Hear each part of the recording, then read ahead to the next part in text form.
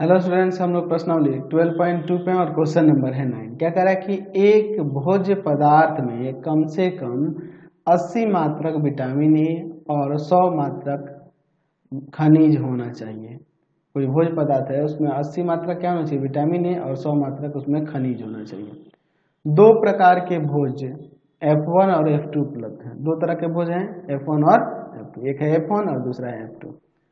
भोज F1 की लागत 4 रुपये प्रति इकाई और F2 की लागत 5 रुपये प्रति इकाई है, यानी कि प्रति यूनिट, अब जो भी है इकाई, प्रति यूनिट 4 रुपये लगता है F1 के लिए और 5 रुपये प्रति यूनिट लगता है F2 के लिए। भोज F1 की एक इकाई में कम से कम 3 मात्रक विटामिन ए और 4 मात्रक खनिज है। अच्छा, कम से कम भोज F1 में 3 मात्रक रहना चाहिए विटामिन ए और 4 मात्रक खनिज। F2 के प्रति इकाई में कम से कम 6 मात्रक विटामिन ए और 3 मात्रक खनिज है। इसको एक रैखिक प्रोग्रामर समस्या के रूप में सूत्रबद्ध कीजिए। अच्छा, उस आहार का न्यूनतम मूल्य ज्ञात कीजिए जिसमें इन दोनों भोज्यों का मिश्रण है और उसमें न्यूनतम पोषक तत्व हैं। अच्छा, न्यूनतम पोषक तत्व होना चाहिए और न्यूनतम लागत, हमें मिनिमम जो लागत लगे इसके लिए वो हमें निकालना है। तो देखिए यहाँ पे दो प्रकार के भोज्य F1 और F2 है और उनमें दो तरह की हमें विटामिन, एक ए है और दूसरा खनिज है। दो तरह के पोषक तत्व उसमें मौजूद है। ठीक है, तो हम लोग ये काम करते हैं। मान हमें कितने कितने लेने होंगे ये हमें पहले लिखना होगा। मान भोज्य पदार्थ में x इकाई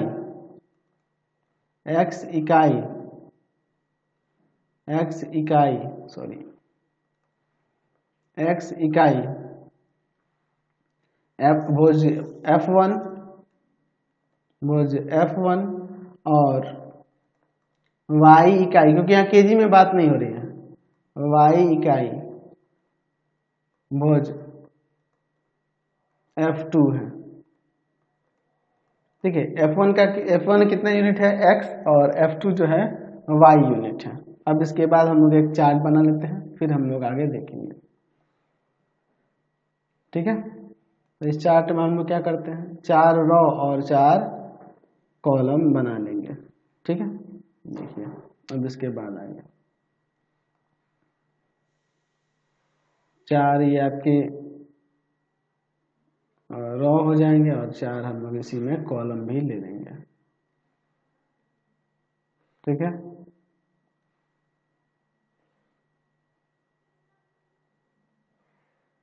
ठीक है, हो गया। चलिए अब इसके बाद हम लोग इसमें देखते हैं। यहाँ लिखते हैं विटामिन ए है और क्या है, खनिज है। दोनों इकाई में दिया है ना, तो इसमें लिख देते हैं इकाई में, इसमें भी इकाई में। ठीक है, यहाँ पे भोज्य F1 और यहाँ पे भोज्य F2 को ले देते हैं। ठीक है, अच्छा, और कितनी कितनी आवश्यकता है, उनकी आवश्यकता इसमें लिख देते हैं। ठीक है, और इधर हम लोग ले लेंगे मूल्य जो लग रहा है, खर्च जो लग रहा है उनको खरीदने के लिए, उसके लिए मूल्य प्रति मात्रक। अब इसके बाद क्वेश्चन में देखिए, क्वेश्चन को समझिए। यहाँ पर एक भोज्य पदार्थ में कम से कम 80 मात्रक ए और 100 मात्रक और खनिज होना चाहिए। 80 मात्रक विटामिन ए और 100 मात्रक खनिज होना चाहिए। तो अधिकतम एक भोज्य में कितना, 80 मात्रक विटामिन ए है ना, इससे ज्यादा नहीं होना चाहिए। 80 मात्रक कम से कम कराना, यानी कि इससे ज्यादा, कम से कम 80 मात्रक होगा और 80 से ज्यादा भी हो सकता है। और खनिज जो है कम से कम 100 मात्रक, तो 100 मात्रक से अधिक भी हो सकता है। ठीक है, 100 मात्रक, कम से कम 100 मात्रक का है, तो हमने दिखा दिया। अच्छा, उसके बाद देखिए क्या कह रहे हैं, F1 की लागत 4 रुपये प्रति इकाई है ना, और F2 की 6 रुपये 5 रुपये प्रति इकाई, F2 की 5 रुपये प्रति इकाई है।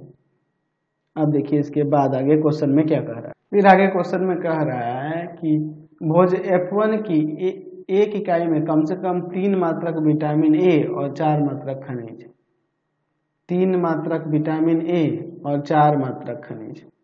अच्छा, और F2 में 6 मात्रक विटामिन ए और 3 मात्रक खनिज।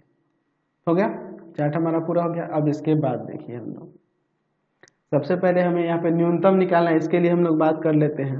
न्यूनतमीकरण करने के लिए मिनिमम निकालना है, minimum of Z equal to में क्या ले लेंगे, तो 4x, क्योंकि x इकाई है आपका भोज F1 और जिसमें मूल्य है प्रति इकाई का 4 रुपये, और यहाँ प्लस में 5y हो जाएगा, क्योंकि यहाँ पर दिया हुआ है कि y इकाई है F2 और प्रति इकाई का मूल्य है 5 रुपये।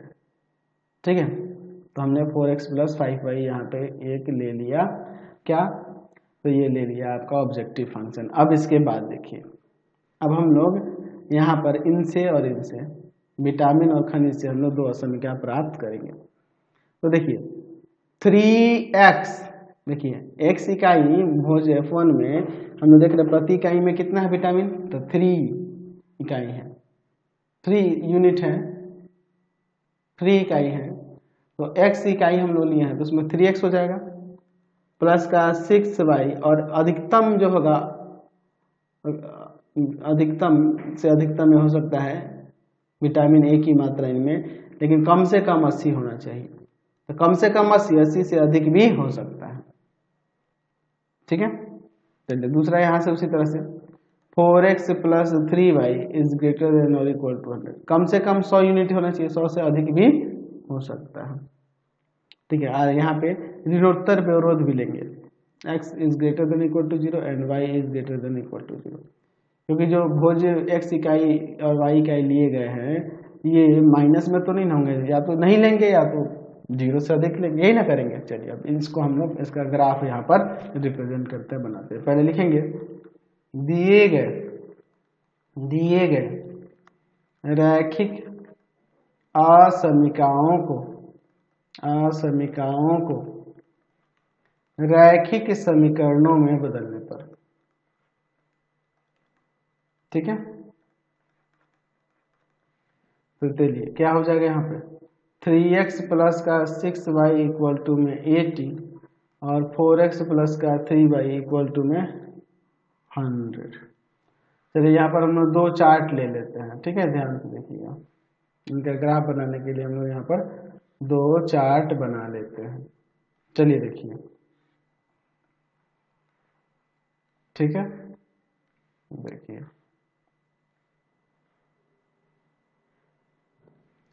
अब इसके बाद हम लोग यहाँ पर देखते हैं x y, देखिए x का यहाँ पे 0 रखेंगे, x का 0 रखेंगे तो ये जाएगा डिवाइड में, तो क्या जाएगा 40/3 आ जाएगा ना जी, भाग करेंगे तो।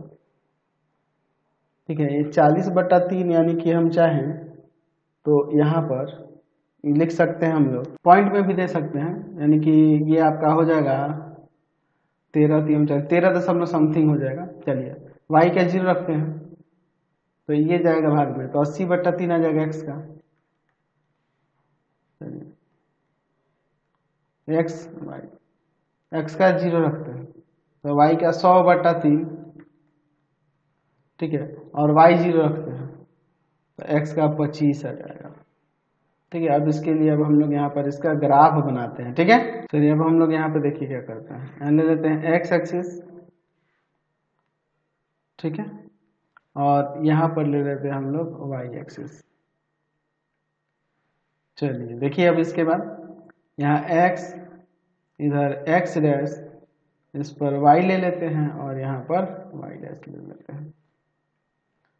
5, 10, 15, 20, 25, 30, 35, 40, 45, 50, 5, 10, 15, 20, 25, 30, 35, 40, 45 और ये 50। चलिए अब इसके बाद देखते हैं हम लोग इसका ग्राफ।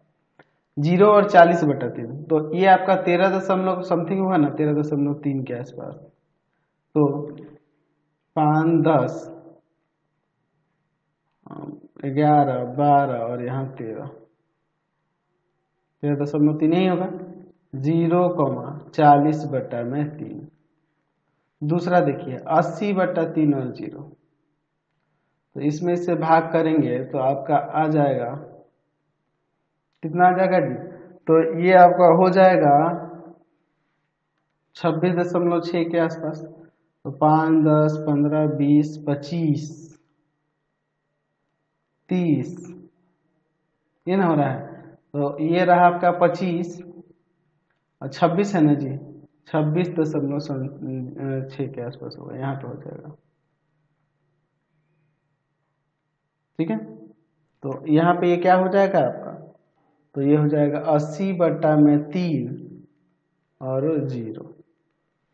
तो इन दोनों से होकर जाने वाली रेखा की बात करेंगे तो रेखा कुछ इस तरह से आ जाएगी,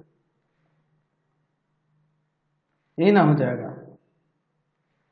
चलिए और इसका समीकरण यहाँ पर लिख देंगे। तो इसका समीकरण है आपके पास 3x + 6y = 80, 3x + 6y = 80। दूसरा 0 और 100/3, तो 100/3 तो 0, तो यहाँ पे रखेंगे तो आपका हो जाएगा 33.3 के आसपास। ठीक है, 33.3 के आसपास होगा। तो यहाँ पर देखिए 5, 10, 15, 20, 25, 30, 31, 32, 33, 33.3 यहाँ हो जाएगा। 0,100/3 फिर है 25,0, तो 5, 10, 15, 20, 25, ये हो जाएगा 25,0। तो इन दोनों से होकर जाने वाली अगर हम लोग रेखा खींचेंगे यहाँ पर, तो यह रेखा कुछ इस तरह से जाएगी। ठीक है, चलिए इसका भी हम लोग यहाँ पर समीकरण दिखा देंगे तो अच्छा रहेगा। चलिए इसका समीकरण भी हम लोग यहाँ पर लिख देते हैं। तो इसका समीकरण क्या है, तो इसका समीकरण है देखिए 4x + 3y = 100। चलिए अब असमीकाओं को चेक कर लेते हैं। तो लिखते हैं यहाँ पर 0, 0 पर असमीकाएं, तो हो जाएगा यहाँ पर 3 × 0 + 6 × 0 = 80। तो यहाँ से 0 ग्रेटर है 80 से, असत्य है ना, असत्य है। चलिए अब देखिए दूसरे वाले के लिए चलते हैं। दूसरे वाले के लिए इसमें रखते हैं, यहाँ रखते क्या 4 × 0 + 3 × 0 = 100। तो क्या 0 ग्रेटर है 100 से या इक्वल है, ये भी असत्य है। तो दोनों असत्य हो रहा है, यानी दोनों के बाहर। तो दोनों के बाहर वाले क्षेत्र की बात करें तो इधर वाला हो जाएगा क्षेत्र, है ना। तो इधर वाला ये क्षेत्र आपका हल क्षेत्र हो जाएगा, यही वाला क्षेत्र हो जाएगा। तो देखो यहाँ पर कोणीय बिंदु कौन कौन से मिलेंगे, वैसे तो ये हल क्षेत्र आपका बहुभुज नहीं बन रहा है, तो कोणीय बिंदु कौन कौन से हैं, एक यहाँ ए है, ये प्रतिच्छेद बिंदु एक हो जाएगा, यहाँ पर बी, इसका निर्देशांक हमें भी निकालना होगा, और एक यहाँ पर ये हो जाएगा सी। ठीक है, इस बी का निर्देशांक निकालने के लिए दोनों समीकरणों को सॉल्व कर देंगे, हो जाएगा हमारा काम। ठीक है, आप एक काम करो, इस समीकरण में ना 2 से गुना करो, तो 8x + 6y = 200, और यह है आपका 3x + 6y = 80। यहाँ साइन चेंज करते हैं, ये कट जाएगा, यहाँ पर 5x, ठीक है, और यहाँ पर ये आ जाएगा आपका 120, इसको ले जाएंगे भाग में तो 24 आ जाएगा, x का मान 24, x का मान 24 आप किसी भी समीकरण में रख देते हैं। ठीक है, इसी में रख दो, 3x + 6y = 80 दिया है ना, इसी में 3 × 24 प्लस में 6y = 0 = 80। 24 दिया 72 को उधर घटाएंगे तो 6y = 72 में 80 में से 72 गया तो 8 ना आ जाएगा, यानी y का वैल्यू आ जाएगा 4/3। 4/3। तो हो गया बी का निर्देशांक क्या चीज 24,4/3। तो हम लोग लिख सकते हैं कि हल क्षेत्र एक बहुभुज नहीं है तथा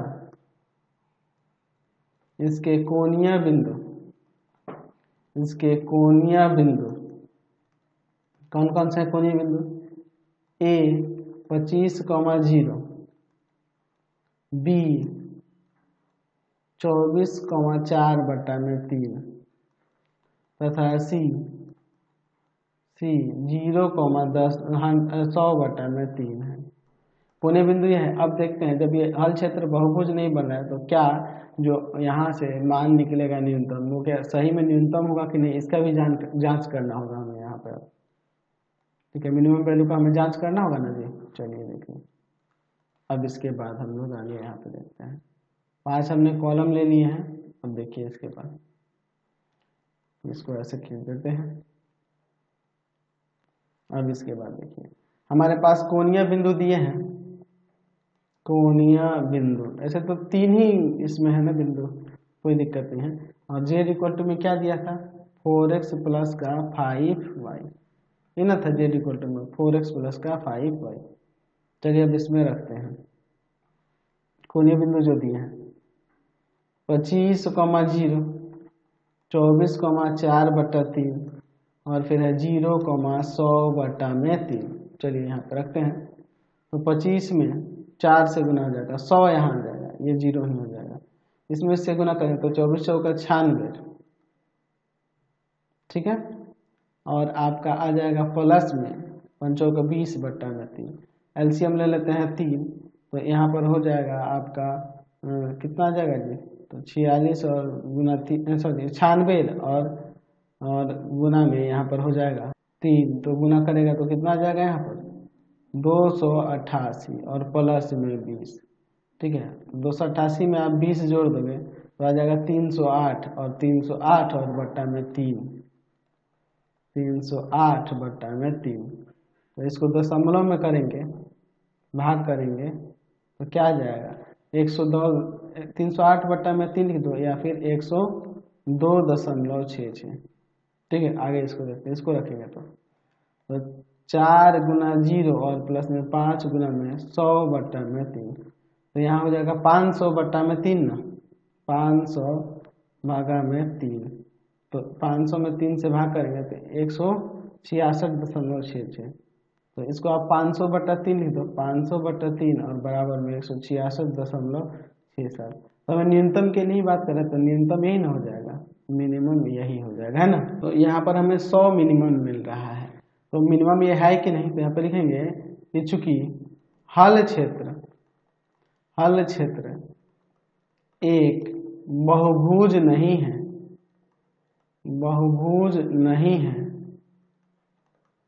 अतः z इक्वल टू 100 न्यूनतम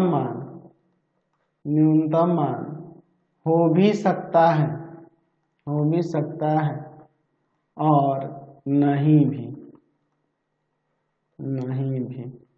ठीक है, तो इसके लिए अब हम लोग इसका जांच करेंगे। कैसे जांच करेंगे, तो जो दिया है 4x प्लस का 5y, अच्छा मिनिमम के लिए कह रहा है तो मिनिमम के लिए लेस देन यहाँ पे लगाएंगे और 100। अब इसका ग्राफ हम लोग खींचेंगे और देखेंगे कि हल क्षेत्र से होकर जा रहा है कि नहीं। तो पहले लिखेंगे दिए गए रैखिक असमीका को रैखिक समीकरण में बदलने पर तो हो जाएगा 4x plus 5y equal to में 100। ठीक है, अब इसका यहाँ पे एक चार्ट बना लेते हैं, फिर हम लोग इसका ग्राफ देखेंगे कहाँ से जाएगा। चलिए ध्यान से देखिएगा। ठीक है,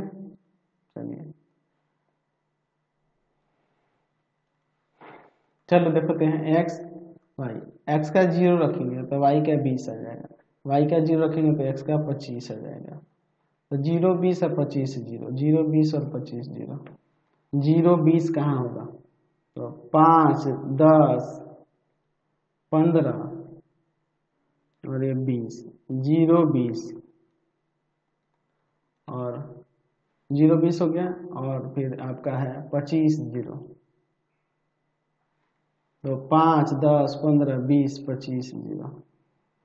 तो इन दोनों से होकर जाने वाली रेखा जो होगी यहाँ से कुछ इस प्रकार से जाएगी, ठीक है। तो इसको हम लोग डॉटेड रखेंगे, ध्यान रखना, ये जो रेखा खींचेंगे ये डॉटेड खींचेंगे, क्योंकि सिर्फ लेस देन है, इक्वल नहीं था। तो यहाँ पर ये जो देख रहे हैं यह रेखा हल क्षेत्र में एक भी बिंदु से उभयनिष्ठ नहीं मिल रहा है। यहाँ पर लिख सकते हैं, यहाँ नीचे लिख सकते हैं कि इसका आरेख हल क्षेत्र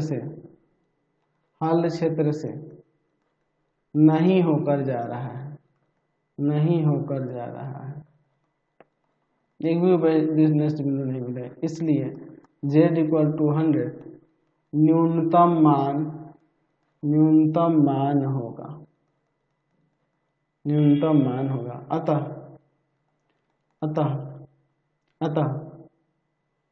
अतः यहाँ पे लिख सकते हैं कि भोज्य जो था आपका, भोज्य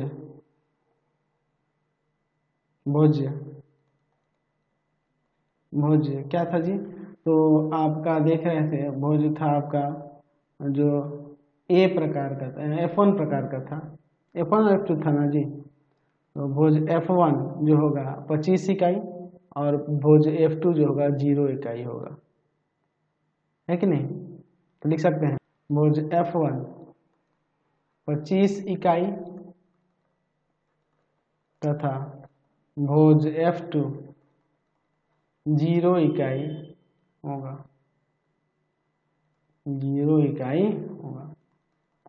देखिए आपके बुक में जो आंसर दिया है उसके हिसाब से अगर चलोगे तो आपको क्वेश्चन में थोड़ा चेंज करना होगा। आपको चेंज क्या करना होगा, यहाँ पे 4 रुपये प्रति मात्रक F1 का लग रहा था और 5 रुपये प्रति मात्रक F2 के लिए, तो 5 की जगह 6 करोगे ना तो आपके बुक में जो सेम आंसर आ रहा है वो मिलेगा, और नहीं तो हम लोग जो बना रहे हैं वो मिलेगा। तो ध्यान रखना, अगर यही आप 5 की जगह यहाँ 6 कर दोगे, आप आंसर में देखना होगा 4x + 6 बाई दिया होगा तो वो आ जाएगा, और नहीं तो ये आएगा, कोई दिक्कत नहीं है। तो ध्यान रखना है इसको। तो फिलहाल इस वीडियो में इतना ही, नेक्स्ट वीडियो में आगे देखेंगे। आपको हमारे 3 चैनलों को सब्सक्राइब कर लेना होगा। पहला है pathfinder classes Chhapra, pathfinder classes Chhapra. दूसरा है आपके पास भारती भवन रविकांत सर, भारती भवन रविकांत सर, रविकांत सर। और तीसरा चैनल है रविकांत सर के नाम से।